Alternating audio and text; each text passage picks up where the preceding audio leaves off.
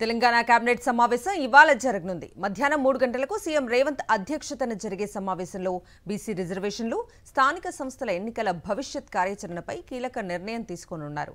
నీటిపారుదల ప్రాజెక్టులు సహా పలు కీలక అంశాలపై మంత్రివర్గం చర్చించనున్నట్లు తెలుస్తోంది. తెలంగాణ కేబినెట్ భేటీ ఇవాళ 3 గంటలకు సచివాలయంలో జరగనుంది.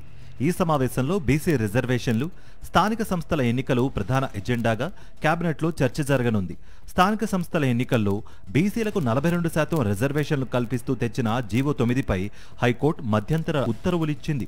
దీన్ని సవాల్ చేస్తూ రాష్ట్ర ప్రభుత్వం సుప్రీంకోర్టుకు వెళ్లగా పిటిషన్ను తిరస్కరించింది. ఈ నేపథ్యంలో ఎలా ముందుకు వెళ్లాలనే దానిపై మంత్రివర్గం సమావేశంలో చర్చించనున్నారు.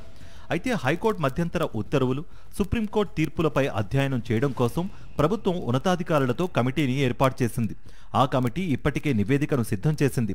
కోర్టు ఉత్తర్వుల నేపథ్యంలో పార్టీ పరంగా రిజర్వేషన్లు ఇచ్చి ఎన్నికలకు వెళ్లాలనే సూచనలు చేస్తున్నట్టుగా తెలుస్తోంది. నిపుణుల కమిటీ సమర్పించిన నివేదిక ఇవాళ కేబినెట్ ముందుకు రానుంది. దీనిపై చర్చించి బీసీ రిజర్వేషన్లపై ప్రభుత్వం తీసుకోవాల్సిన చర్యలపై కీలక నిర్ణయం తీసుకునే అవకాశం ఉంది. ఇక 2 పిల్లల నిబంధన రద్దు ఆర్డినెన్స్కు ఇవాల్టి కేబినెట్ ఆమోదం తెలిపే అవకాశం ఉంది. మరోవైపు ఎస్ఎల్బీసీ టనెల్లో ప్రమాదం తర్వాత ఆ పనులు నిలిచిపోయాయి. ఈ ప్రాజెక్ట్ పనులను తిరిగి ప్రారంభించాలని డిసైడ్ అయింది. దీనిపై చర్చించి నిర్ణయం తీసుకోనుంది కేబినెట్. దీంతో పాటు ఎస్ఆర్ఎస్పీ ఫేజ్ 2కు ఇటీవల మరణించిన మాజీ మంత్రి రామిరెడ్డి దామోదర్ రెడ్డి పేరును ఖరారు చేస్తూ కేబినెట్ ఆమోదముద్ర వేయనుంది.